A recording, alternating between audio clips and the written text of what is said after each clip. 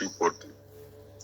திருமந்திரம் 6ஆம் தந்திரம் 4வது அத்தியாயத்துல துறவுல என்று நாம சிந்திக்கிற பாடல் 1622. அகண்டார் வயுமுதல் ஆதி பிரானும் இவன்தான் என நின்று எளியனும் அல்லன் சிவன்தான் பல பல ஜீவனும் ஆகும் நயன்தான் வரும் வழி நாம் அறியோமே. ரொம்ப ஒரு சுருக்கமான விளக்கம் பார்க்கணும்னு வச்சீங்களா. எல்லா உயிர்களிடத்திலும் சிவன் பொறிஞ்சிருக்கிறதுன்றது பொதுத்தன்மை. அவரவருடைய பக்குவத்துக்கு தகுந்த மாதிரி அங்க அவனுடைய அருள் புரியும் தன்மையும் அவனுடைய தனித்தன்மையாக இருக்கின்றது. இதுதான் அவனுடைய உருவம், இதுதான் அவனுடைய நிறம், இப்படிதான் இருப்பான் என்று அவனை எதுக்குள்ளையும் வகைப்படுத்த வரையறைப்படுத்த முடியாது. அவன் வேறாயும் உடனாயும் நின்றனன். அவனுக்கு எந்த எல்லையும் இல்லை. இதுதான் சிவபெருமானுடைய டெஃபினேஷன். அகன்றார் என்றாருங்க. இந்த இடத்துல அகன்றார் அப்படின்னா நம்ம உலக வாழ்க்கையில உலக பற்றுகளை துறந்து வாழக்கூடிய துறவிகளை தான் சொல்றாரு அவர். அகன்றார் அப்படின்ற வார்த்தையை இங்க பயன்படுத்துறாரு, சொல்ல பயன்படுத்துறார். அவர்கள்லாம் யாரு அப்படின்னாக்கா வயுமுதல் ஆதிபிரான். அவர்கள் ஆதிபிரானை தலைவனாக கொண்டவர்கள். இவன் தான் நின்று அப்படின்னா இரண்டரை கலக்கிறது. எங்க நம்மகிட்டையும் இருப்பான், அவங்ககிட்டயும் இருப்பான், எல்லாமாவும் இருப்பான். அவன் தான் சிவன். ஆனா ரொம்ப எளிமையா இருக்கிறானே அப்படின்னு பிடிச்சிடலாமான்னு பார்த்தா புரியாது. அவனும் பரமாத்மா. சரி, எப்படி அது புரிஞ்சுக்கிறது அப்படின்னா, சிவன் தான் பல பல ஜீவன். அவன் தான் பல உயிர்களாகவும் மறைந்து நிற்கின்றான். எல்லா உயிருக்குள்ளேயும் இருக்கின்றான். அந்த பக்குவத்துக்கு தகுந்த மாதிரி வெளிப்படுவான்.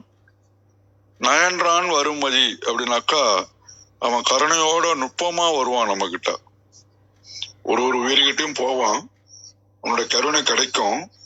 அது ஒரு டிஃபரெண்டான டெக்னிக். அது அவங்களால அதை புரிஞ்சிக்க முடியாது அப்படின்றாரு. நாம் அறியோமே அப்படின்னாக்கா நம்மால அறிஞ்சு கொள்ள புரிஞ்சு கொள்ள முடியாத ஒரு எம்பெருமான்.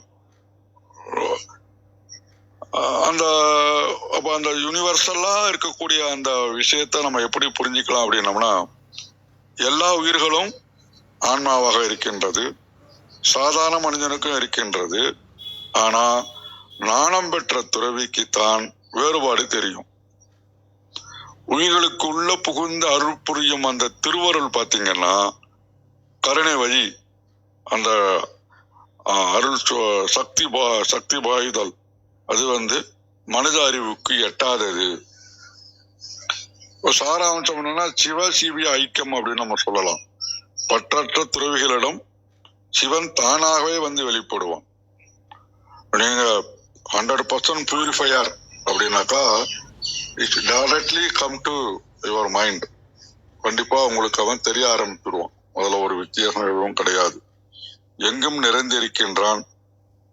ஆனா அவனுடைய கருணையோட நம்மகிட்ட வருவான்றத நம்மளால உணர முடியாது. அதுதான் நம்மளுடைய அறியாமை. நமக்கு அறிவுக்கு எட்டின வரைக்கும் அவன் you can't define or deduct in any manner அப்படின்ற மாதிரி. அப்ப எங்கிருந்தாலும் பற்றற்ற இதயங்களில் அவன் முழுமையாக தன்னை வெளிப்படுத்துவான். அந்த சுயநலம் இல்லாத பிரபஞ்சத்தோட டைரக்டா லைன் ஃபார்ம் முடியும்னா அவன் அந்த இடத்துல தெரியுவான் அப்படின்றாங்க. துறவிகள்லாம் ஏன் இறைவனாக கருதப்படுகிறார்கள், அல்லது இறைவனை நம்மால் ஏன் உணர முடிவதில்லை அப்படின்னு ஒரு கேள்வி நம்ம எழுப்பிட்டோம்னு வச்சுக்கீங்களா. இப்போ தண்ணி குடிச்சிட்டு வரணும், இல்ல தண்ணி இறப்பணும் அப்படின்னா என்ன பண்ணுவோம், ஒரு பாத்திரத்தை சுத்தமா கழுவுறோம், அழுக்க நீக்கிறோம், அதெல்லாம் தண்ணி பிடிச்சி வைக்க முடியும். அதே மாதிரிதான் நம்ம மனசு அழுக்க நீக்கணும்னா இதயத்துல இறைவனை பிடிச்சி வச்சுக்கலாம். அப்ப அந்த அழுக்க நீக்கிறதுன்றதுதான் எவ்வளவு தூரம் இருக்குது அப்படின்றது நம்ம இங்க தெரிஞ்சு கொள்ள வேண்டிய விஷயமா, உணரக்கூடிய விஷயமா, புரிஞ்சு கொள்ளக்கூடிய விஷயமா இருக்கின்றது. அதுல ஒரு வார்த்தை சொல்லுவாரு, எளியனும் அல்லன் அப்படின்றாரு. நம்ம பக்கத்துல இருப்பாரு, நம்ம கிட்டயும் இருப்பாரு, ஆனா அவனை அடைவது எளிதல்ல. அதுக்கு என்ன 2 மார்க்கங்கள் சொல்லலாம்னா, பக்தி மார்க்கம், ஞான மார்க்கம் அப்படின்றது திறவுகோள். அதுல எவ்வளவு தூரம் நீங்க டிராவல் பண்ணணும் அப்படின்றது உங்களுடைய பக்குவத்தை பொறுத்து இருக்கின்றது. இந்த நமச்சிவாய அப்படின்றது யான்றது இருக்கு பார்த்தீங்களா, அது திருமந்திரத்திலே ரொம்ப முக்கியமானது. இந்த யா முதல்ல 2 நா கூடவும் மாவு கூடவும் சாஞ்சின்னு வச்சீங்களா, இந்த உலக வாழ்க்கையில தான் சுத்திக்கிட்டு இருக்கும், வெளியில வராது. அதே இந்த யா கொஞ்சமா சிந்தித்து சிவன்கிட்டையும் அருள்கிட்டையும் வந்ததுன்னா முக்தி கிடைக்கும். ஒரு குட்டி கதை பார்த்தீங்கன்னா, நதி தீர துறவி ஒரு காட்டுல ஒரு பெரிய நீர்வீழ்ச்சி பக்கத்துல ஒரு துறவி எப்பயும் தியானிச்சுட்டே இருப்பாரு. ஒரு பார்க்கறதுக்கு ஒரு சாதாரண மனிதரா தான் இருப்பார். எல்லாரும் இவர்கிட்ட என்ன இருக்கு அப்படின்னு யாரும் கிட்டே போறது இல்ல. ஆனா ஒரு செல்வந்தர் போனாரு. ஏயா இவ்வளவு நாள் தவம் இருக்கிறீங்க, கடவுளை பார்த்திருக்கீங்களா, எனக்கு ஏன் தெரிய மாட்டேன்றாருன்னு ஒரு கேள்வியை போட்டார். அவ்வளவுதான் சிரிச்சுக்கிட்டே என்ன சொன்னாரு, போய் கிண்ணத்துல பால் எடுத்துட்டு வாங்கினாரு. இல்ல நெய் எங்க இருக்கு காமின்னாரு. அவரு செல்வந்தாரு கொஞ்சம் தகச்சு போயிட்டாரு. அது எப்படிங்க, உள்ளுக்குள்ள நெய் மறைஞ்சிருக்குது, பாலை காய்ச்சி உர ஊத்தி தயிராக்கி கடைஞ்சி வெண்ணெய் எடுத்து அப்புறமா ஒரு குணாதாங்க நெய் கிடைக்கும் அப்படின்னாரு. பால்ல எப்படி நெய் இருக்குதோ அது போலதாங்க இறைவனும் நீயும். நீ பாலுன்னு எடுத்துக்கிட்டா பால் முழுக்க நெய் மறைஞ்சிருக்கிறது போல எல்லா உலக உயிர்களிடம் இறைவன் மறைந்திருக்கின்றான். உங்களை கடைந்து வெண்ணெய் எடுப்பது போல ஆசை, கோபம், நான் என்ற அகந்தை இவற்றெல்லாம் நீக்கினீங்கன்னா உங்கள் இதயத்தில் இறைவன் வெளிப்படுவான் அப்படின்றாரு. இந்த அகன்றார் அப்படின்னா ஆசைகளை துறந்தவர்கள், தங்களை தாங்களே கடந்து தூய்மைப்படுத்திக் கொண்டவர்கள் இப்படின்னு நம்ம சொல்லலாம். அப்ப ஆதிபிரான் இவன் தான். தூய்மையான துறவியை பார்த்தா மனிதனுக்கு துறவி மூலமாக இறைவனை காண முடியும் அப்படின்றதும் ஒரு கான்செப்டா சொல்றாங்க. ஆனா நாம் அறியோமேன்னு முடிக்கிறாரு. பாலில் நெய் இருப்பது போல நமது கண்ணால் இறைவனை அறிய முடியாது. உணரக்கூடிய ஒன்று. பற்றுகளை துறந்து மனதை கடைந்தால் நீங்கள் சிவன் என்ற நெய்யை அடைய முடியும், உணர முடியும். மனதை தூய்மையாக்கி கொண்டால் ஒவ்வொரு செயலும் வழிபாடாகும், வெற்றி இறைத்தன்மையாகும். மிக்க நன்றி. பாருங்கள் ரத்னகுமார் ஐயா. வணக்கம். நன்றி ஐயா. திருச்சிற்றம்பலம். திருமூலர் திருவடிகள் போற்றி போற்றி. விந்தியா அம்மா பாருங்கள் அம்மா. வணக்கம்.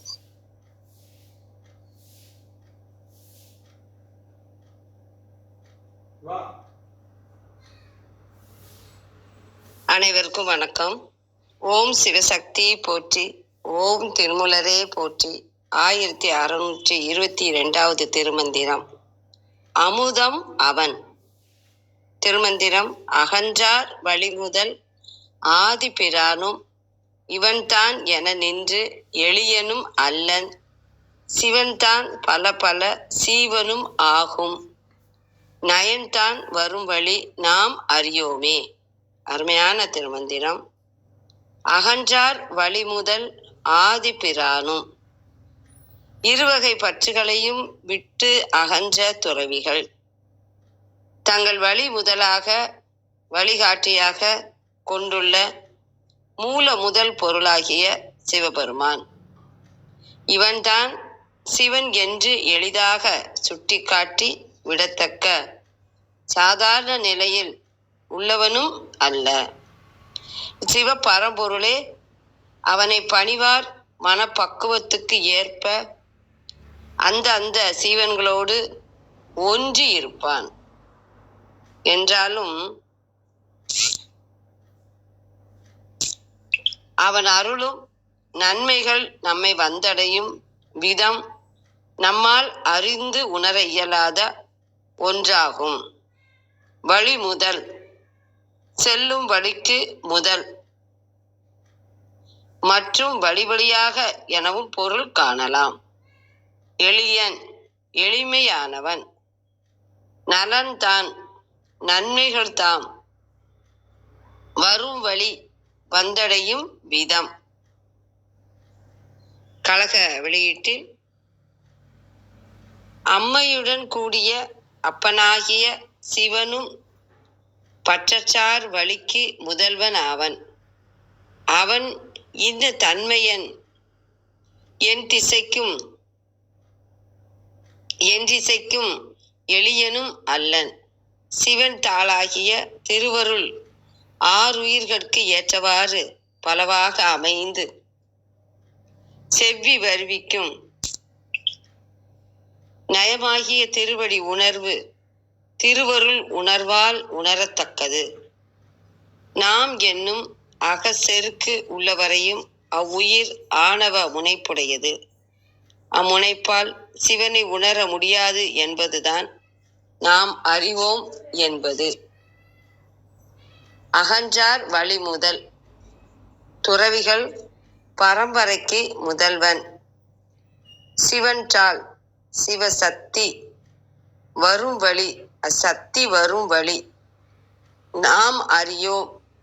நாம் என்னும் மமகாரத்தை கொண்டு இருக்கிறவரை அறியோம். அனைவருக்கும் நன்றி, வணக்கம். சிவசிவ. திருச்சிற்றம்பலம். நன்றி நன்றி வித்யாம்மா. அனைவருக்கும் வணக்கம். இன்று திருமூலரின் திருமந்திரத்தில் 6ஆம் தந்திரத்தில் 4வது அத்தியாயம் துறவு பாடல் 1622 பார்த்து கொண்டிருக்கின்றோம். பாடல் ஒலிக்கின்றது.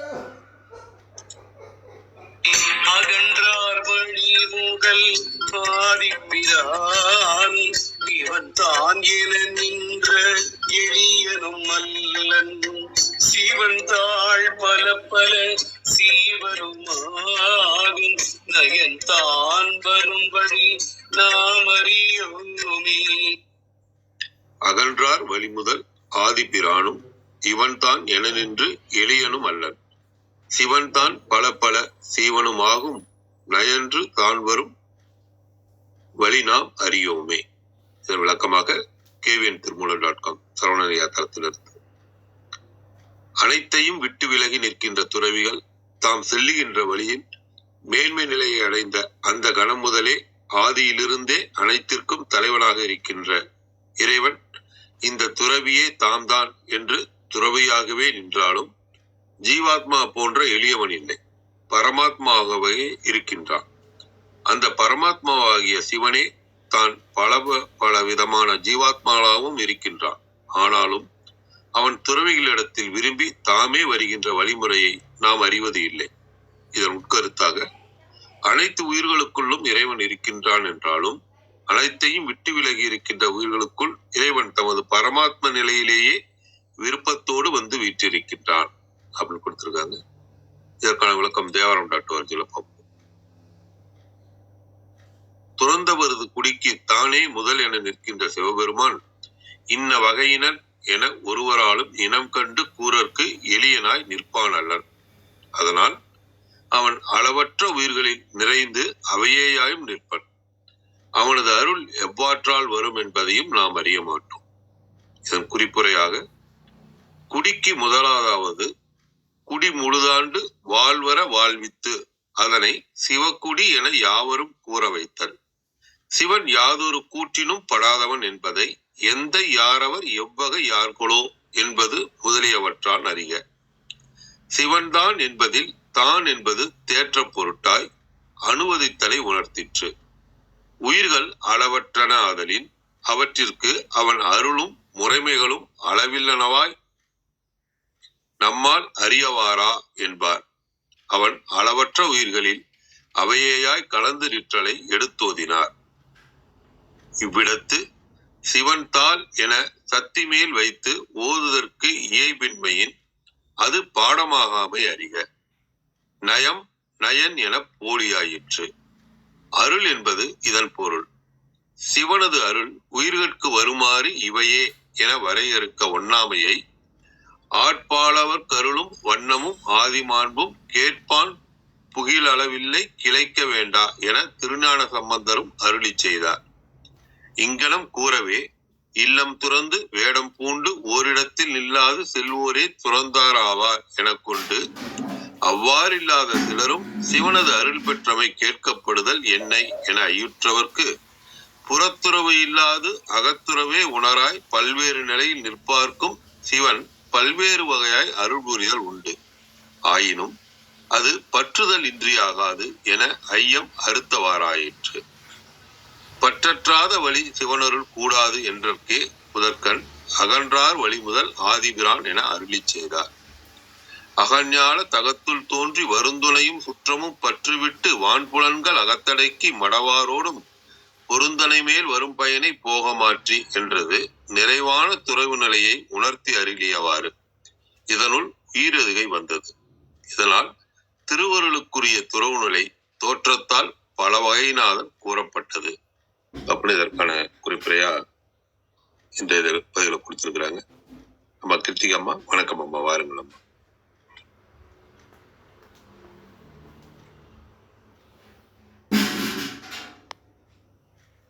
வணக்கம், அனைவருக்கும் இனிய காலை வணக்கம். நம்ம நல்ல விளக்கங்கள், குட்டி கதை எல்லாமே பார்த்தாச்சு. கூடுதலா ஏதாவது பார்க்க முடியுமா பார்க்கலாம். நேற்றுக்கு நம்ம இந்த துறவு அப்படிங்கிறது இந்த ஆன்மாவில் நிகழக்கூடிய துறவு அப்படின்னு நம்ம ஒரு விஷயம் பார்த்தோம் இல்லைங்களா?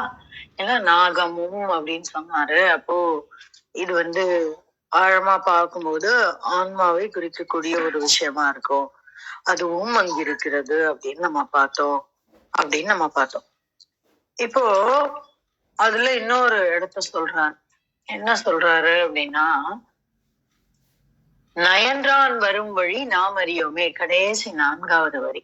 என்ன சொல்றாரு? நயன்றான் வரும் வழி நாம் அறியோமே அப்படின்னு சொல்றாரு. அப்போ நயத்தல் அப்படின்னா என்னது அப்படின்னா, நன்மை செய்தல் அப்படிங்கிற மாதிரி ஒரு பொருள் வச்சுக்கலாம். நயம்னா உண்மை அப்படின்னு ஒரு பொருள் இருக்கு.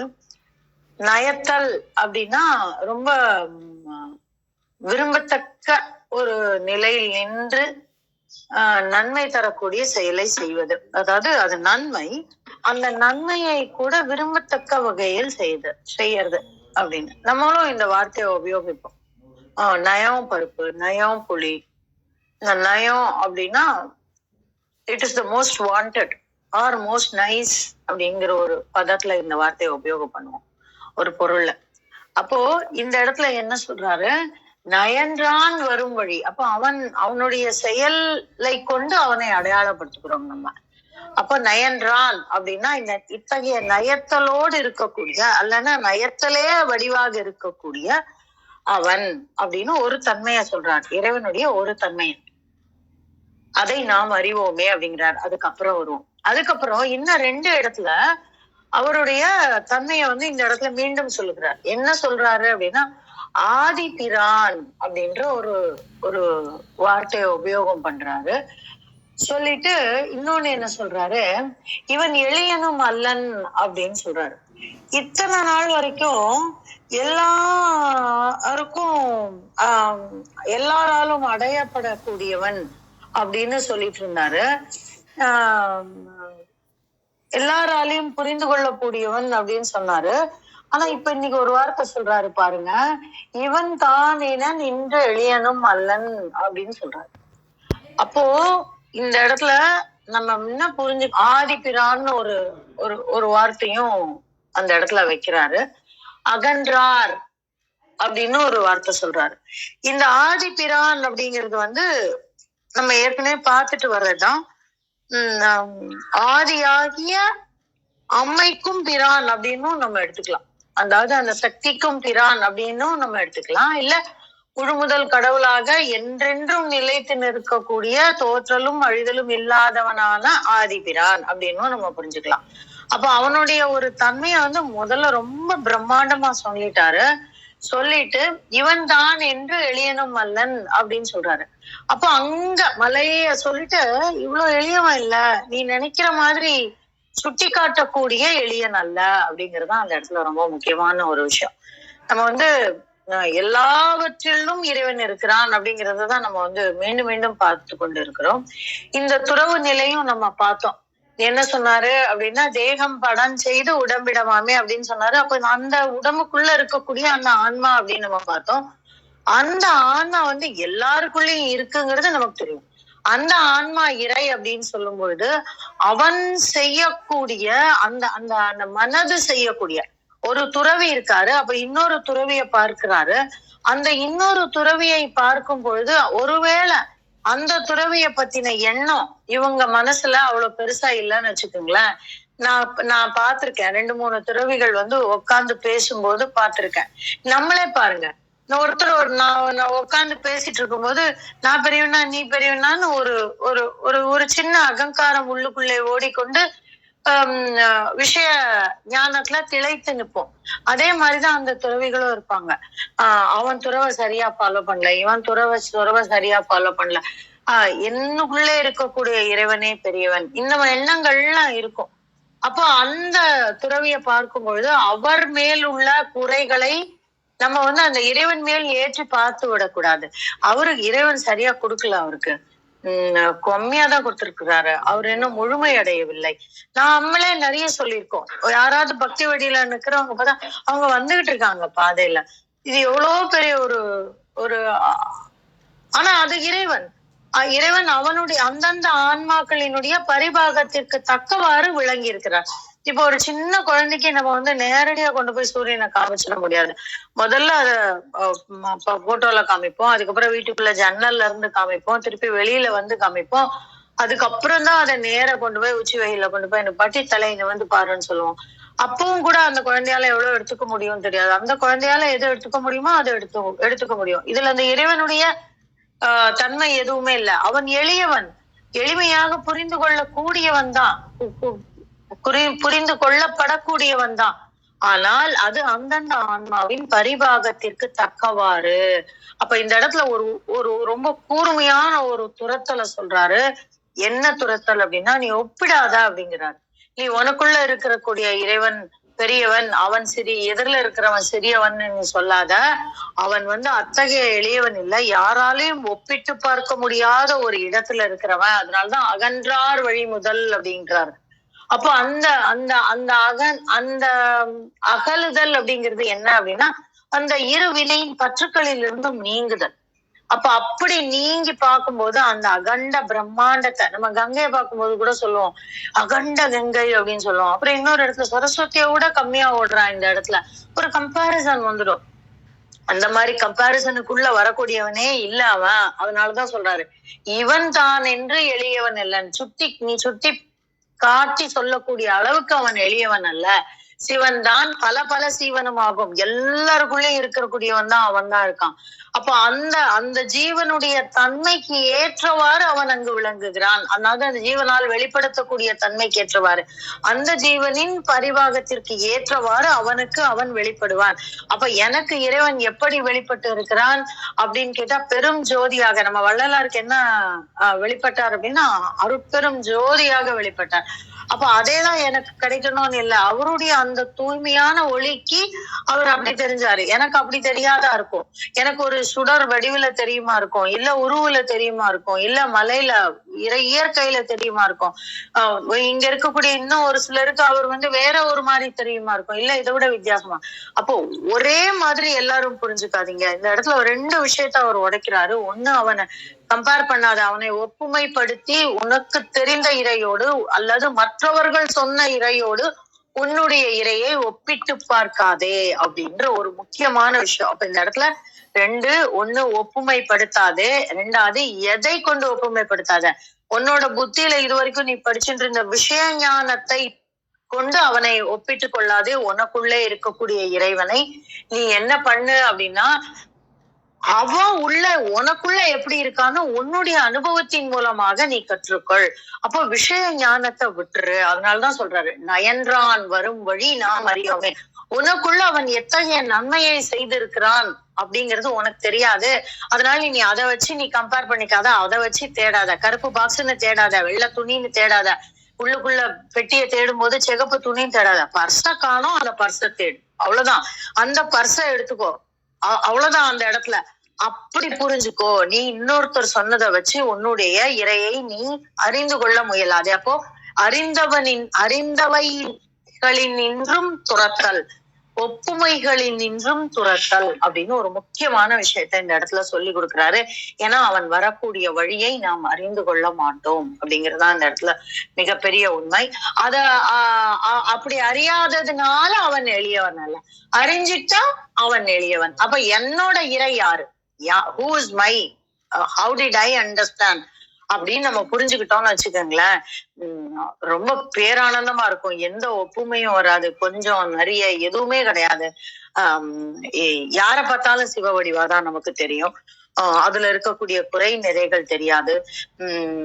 அப்படி இருந்தாலும் அது என்னுடைய போதாமை நம்ம சொல்லிப்போம்ல, அந்த மாதிரி அவர்களுடைய ஆன்மாவினுடைய பரிபாவத்திற்கு தக்கமாறு. ஆனால் அவன் எங்கும் விளங்கக்கூடியவன், ஒப்புமை இல்லாதவன்.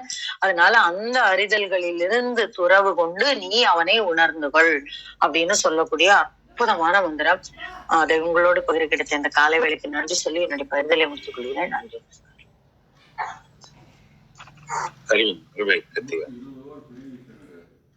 மிக தெளிவான நன்றி. மகேந்திரனையா பாருங்கள். வணக்கம். திருமந்திர அன்பர்கள் உள்ளிட்ட அவைக்கு நிறைந்த வாழ்த்துக்களும் நன்றியும் வணக்கமும். இன்னொரு அருமையான ஒரு பாடல் இல்லையா அன்னைக்கு. ஒவ்வொரு நாளும் ஒவ்வொரு பாடலும் உயர்வான பாடல்னாலும் இதை நீல அகல ஆழ உயர எல்லா பரிணாமங்களிலையும் பார்க்கலாம், எல்லா உயிர்களையும் பார்க்கலாம், உயிர்களற்றதாக கருதப்படுகின்ற பல பொருள்களாகவும் பார்க்கலாம், அதனுடைய தனித்தன்மைகளிலும் பார்க்கலாம். எல்லாம் ஒன்றாக ஒருங்கி இருக்கின்ற அந்த ஒன்றிய ஒருமை நிலையிலும் பார்க்கலாம். அந்த மாதிரியான ஒரு அற்புதமான பாடல் தான் இன்னைக்கு. ரொம்ப சிறப்பு. அப்படியே இந்த பாடலுக்குள் போயிடலாம். 1622வது பாடல், 6ஆம் தந்திரத்தில் துறவு அனைத்தையும் விட்டு விலகி இருக்கின்ற தவநிலை. அன்றை பார்த்தோம். அதாவது விட்டு விலகி நிற்பது என்றால் எல்லாத்துலேயும் விட்டு விலகி இருக்கிறதுல இருப்பதை உணர்ந்து அதனுடைய தன்மையை தெரிந்து எதிலிருந்து தேவை இல்லையோ அதிலிருந்து விலகி இருப்பது. அப்புறம் அந்த அறநெறி இறை உணர்வு, அந்த உணர்விலிருந்து விலகாமல் இருக்கின்ற ஒரு நிலையும் கூட சொல்லலாம். அப்போ அதிலிருந்து நம்மளை ஏதாவது தடுக்குதுன்னா அதை விட்டு விலகி நிற்கிறத தன்மையாகவும் கூட சொல்லலாம். அந்த வகையில தான் இன்னைக்கு அந்த முதல் வரி சொல்றது, அகன்றார் வழி முதல் ஆதி பிராணம் என்பது. அகன்றார் வழி முதல் ஆதி பிரானும், அகன்றார் வழி முதல் ஆதி பிரானும், இவன்தான் என நின்று எளியனும் அல்லன், இவன்தான் என நின்று எளியனும் அல்லன், சிவன்தான் பல பல, சிவன்தான் பல பல சீவனும் ஆகும், சிவன்தான் பல பல சீவனும் ஆகும், நயன்றுதான் வரும் வழி நாம் அறியோமே, நயன்று தான் வரும் வழி நாம் அறியோமே, நாம் அறியோமே, அகன்றார் வழி முதல் ஆதி பிரானும். ரொம்ப அருமையா அம்மாவும் இதுக்கான ஒரு விளக்கங்கள் அருமையா சொல்லியிருக்காங்க. இதை நம்ம பார்க்கும் பொழுது எங்கு இருக்கிறான், இறை எங்கு இருக்கிறான்?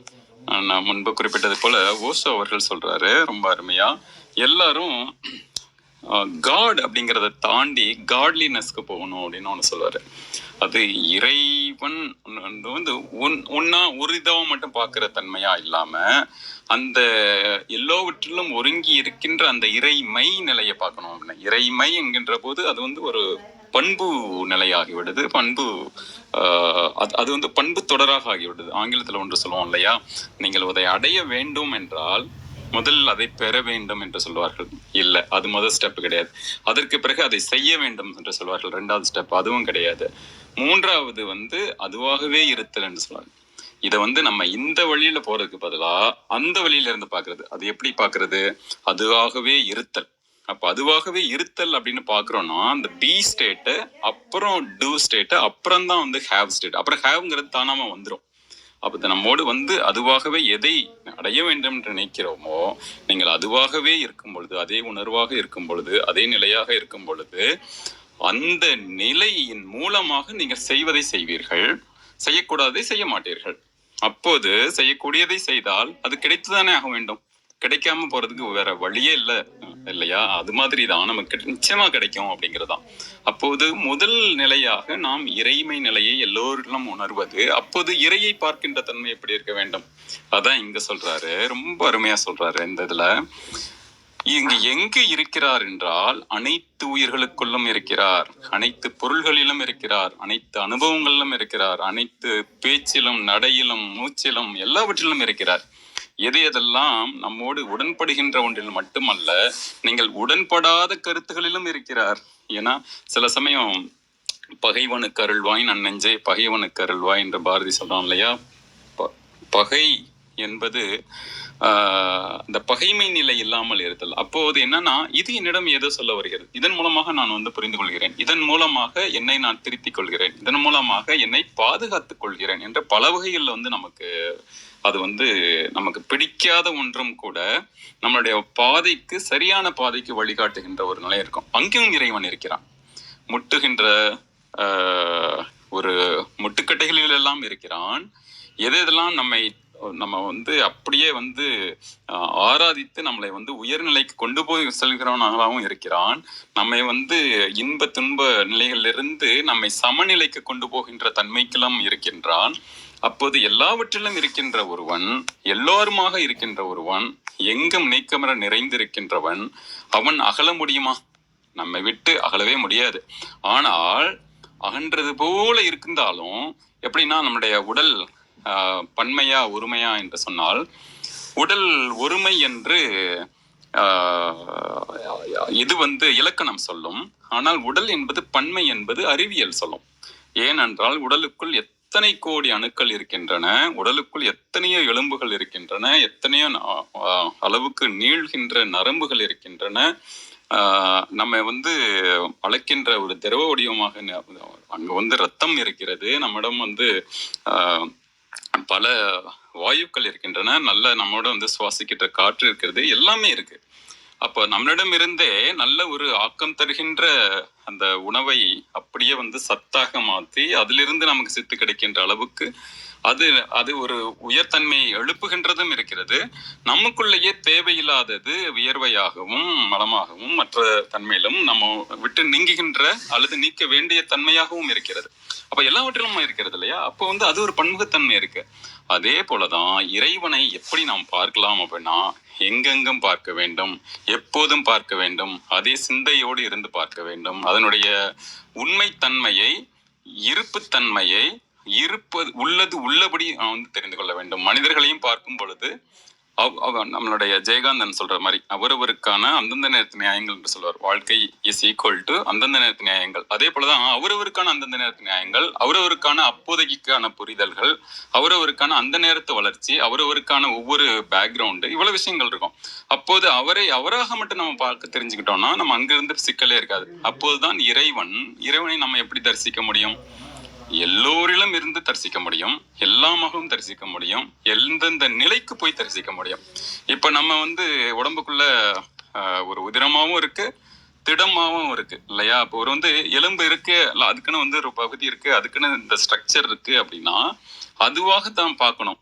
அப்ப அதுல வந்து அந்த அதாவது ஒருமித்த தன்மையும் இருக்கு, ஆனா தனித்துவமும் இருக்கு. அந்த தனித்துவம் இருப்பதால் தான் நாமும் வந்து எந்த வகையிலையும் இதுவாகாது. அதுல ஒன்று சொல்லுவாங்க, இந்த ஈவன் பர்சனாலிட்டி டெவலப்மெண்ட் அன்னைக்கு ஒரு நாள் ஒருத்தரோட பேசிட்டு இருக்கும்போது சொன்னார், நிறைய இது வந்து ஒரு காமனான சில விஷயங்கள் இருக்கும், ஆனா சில விஷயம் வந்து யூனிக்கா இருக்கிற விஷயங்கள்ல இருந்து நம்ம போகணும். அதனாலதான் நம்ம முன்னோர்கள் கூட சொல்றாங்களே, இந்த நம்ம இடம் இருக்க நாடி, அதான் நாடி திருப்பி பார்க்கறது. அப்புறம் ரொம்ப முக்கியமா அந்த ரேகைகள், அது ஒவ்வொருத்தருக்கும் வேற வேற ரேகை இருக்கும். ஒவ்வொருத்தருடைய முடியை எடுத்து பார்த்தீங்கன்னாலும் அந்த சயின்ஸ் படி அதோட டிஎன்ஏ வந்து வேறையா இருக்கும். ஒவ்வொருவருக்கும் அதை வைத்தே வந்து அவங்களோட பரம்பரையை சொல்லிடலாம், அந்த அளவுக்கு வந்து சயின்ஸ் சொல்லுது. அப்ப வந்து இந்த தனித்துவம் என்பதை உணர்ந்து கொள்ள வேண்டும். அந்த தனித்தனியாக இருக்கின்ற அதே இறை ஒன்றாகவும் இருக்கிறான் என்பதையும் தெரிந்து கொள்ள வேண்டும். அந்த ஒரு ஆணிடம் இருக்கும்போது அங்கு ஆண்பாலாக இருக்கிறான், பெண்ணிடம் இருக்கும்போது பெண்பாலாக இருக்கிறான், ஒரு தாவரமாக இருக்கும்போது தாவரமாக இருக்கின்றான், ஒரு கொசுவாக இருக்கும்போது கொசுவாகவும் இருக்கின்றான். இந்த மாதிரி நம்ம ஒவ்வொன்றையும் நம்ம பார்க்கும் பொழுது அங்கு அந்த ஆதி முதல் அந்த முறை அவன் யார் என்று தெரிந்து கொள்ள முடியும். அப்போ நம்ம ஜஸ்ட் தெரிஞ்சிருச்சே அப்படிங்கிறதுனால ரொம்ப எளிமையானவனும் கிடையாது.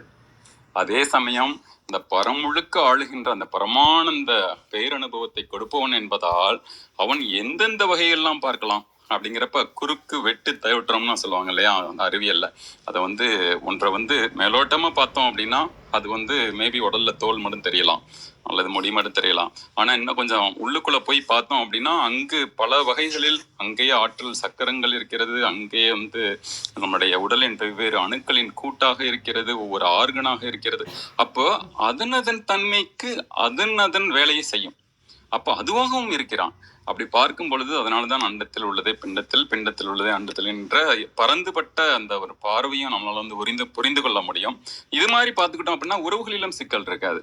அதே போல நம்மளுடைய உயர்வுகளிலும் சிக்கல் இருக்காது. இது ஏன் நமக்கு நடக்குது அப்படின்னு நினைக்கிறதுக்கு பதிலா இது மூலமா நான் என்ன கத்துக்கிட்டேன் அப்படின்னு நினைக்க ஆரம்பிச்சிருவோம். இதே மாதிரிதான் இறையை பார்க்கும் பொழுது ரொம்ப எளிமையாகவும் புரிந்து கொள்கிறவனாக இருப்பான்.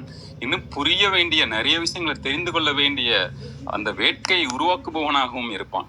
அதான் சீவனாகவும் இருப்பான், சிவனாகவும் இருக்கின்றான், பரமாத்மாவும் இருக்கின்றான், அல்லது ஜீவாத்மாகவும் இருக்கின்றான். அப்போது அவனை நாம் எப்படி புரிந்து கொள்வது? அவனுடைய ஆதி முதல் அந்த முறை அவனை எப்படி நம்ம பார்ப்பது? அவன் எல்லோருக்கும் தலைவனாக இருக்கின்ற அவனே துறவியாகவும் இருக்கின்றான், அவனே ஒருங்குகின்ற ஒரு ஒருமித்த நிலையாகவும் இருக்கின்றான் என்னும் பொழுது அவனை நம்ம எப்படி பார்த்துக்கிறது, அதனுடைய வழிமுறைகளை எப்படி பார்க்கிறது அப்படிங்கிறது தான் இதுல நம்ம பார்த்து புரிந்து கொள்ள வேண்டிய மிக முக்கியமான ஒன்று. எல்லோரிலும் இருக்கிறான், எங்கெங்கும் இருக்கின்றான், எந்த நிலையிலும் இருக்கின்றான் என்றாலும் அனைத்தையும் விட்டு விலகியும் இருக்கின்றான். அவர்களுக்குள் இருக்கின்ற உயிர்களாகவும் இருக்கின்றான். அந்த உயிர்களுக்குள் அந்த உயிர் போயிடுச்சுன்னு வச்சுங்க, அந்த உடலை மட்டும் வச்சுட்டு ஒண்ணும் பண்ண முடியாது. உடலை மட்டும் இல்லாம உயிரை மட்டும் வச்சும் நம்மளால எப்படி புரிஞ்சுக்கிறதுன்னு தெரியாது. அப்போ கண்ணுக்கு தெரியாத ஒரு அதிசயமாகவும் இருக்கிறான், கண்ணுக்கு தெரிந்த வகையில் பருபொருள் திடப்பொருளாகவும் இருக்கின்றான். அப்போது அவனை அந்த பரமாத்ம நிலையிலேயே நாம் எப்படி பார்ப்பது என்றால், உங்களுக்கு விருப்பம் இருந்தால் சொல்லுவாங்க, இதுல சொல்லுவாங்க இல்லையா, கல்லை கண்டால் நாயை காணும் அப்படின்னா ஒரு நாய் சிற்பத்தை பாக்குறீங்கன்னு வச்சுங்களேன், அந்த அவ்வளவு தத்ரூபமா வரைஞ்சு அதுல வச்சிருக்கானா அப்படின்னா அங்க கல்லை பார்க்க மாட்டோம், நாய் தான் பார்ப்போம். அதே போல நாயை நீங்க பார்த்தால் அங்கு கல் தெரியாது. அப்போது அதனதன் தன்மையில் அதனதன் பார்வையில், அதனாலதான் சொல்கிறார்கள் நம்மளுடைய பார்வையில் இருக்கிறது இந்த உலகம். அதே போல நம்ம எதை எப்படி பார்க்கிறோம் என்பது போது இறைவனை பார்க்கும் போதும் இப்படியும் பார்க்கலாம், அப்படியும் பார்க்கலாம், எப்படியும் பார்க்கலாம். அதனால அது எதை பொறுத்தது? நம்மளுடைய உணர்வு நிலையை, நம்மளுடைய அனுபவ நிலையை நம்மளுடைய கூர் செய்து நம்மை இன்னும் வளப்படுத்தி கொண்டு இன்னும் வளர்ச்சி பாதையில் வைத்து கொண்டு பார்க்கும் பொழுது அந்த பிரம்மத்தை உணரலாம், பிரம்மாண்டத்தை உணரலாம். பிரம்மம் கூட்டல் அண்டம் தானே பிரம்மாண்டம். அப்ப அதனுடைய ஒரு பெரிய அந்த படைப்பாற்றலின் பேரதிசயத்தை எங்கெங்கும் ரசிக்கலாம். வேதாத்திரி மகரிஷி ரொம்ப அருமையான சொல்லுவாங்க, இந்த மாதிரி அணுக்கூட்டு, ஒவ்வொன்றும் அணுக்கூட்டு தான், ஒவ்வொரு மனிதர்களும் அணுக்கூட்டு தான், ஒவ்வொரு பொருளும். உங்களுக்கு அப்புறம் நிறைய பேர் இருக்காங்க. நான் தான், எனக்கு அப்புறம் நீங்க தான் இருக்கீங்க ஐயா. இதோட நான் நிறைய செஞ்சுட்டேன். இல்ல சார், கவியரசு சார் இருக்கார். இவரே பண்ண ஆரம்பிச்சிட்டாராங்க இப்ப. இறையுடைய உயர்வை பத்தி சொல்லணுன்றதுனால என்ன கொஞ்சம் அதிகமா போயிட்டேன், பொறுத்துக் கொள்ளுங்கள். நன்றி.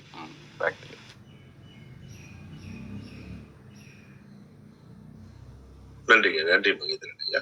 கவியரசையா இருந்தாரு, வெளியில போனாருன்னு நினைக்கிறேன். நன்றிங்க. அர்த்தனார் ஐயா வாருங்கள் ஐயா. அடுத்து யாராவது ஏதாவது சொல்றாங்களான்னு கேட்டுக்கலாம் சார். இல்லையா, நேரம் கருதி நீங்க உங்க இதுக்கு போயிடலாங்க. சரி சரி சரி சரி சரி.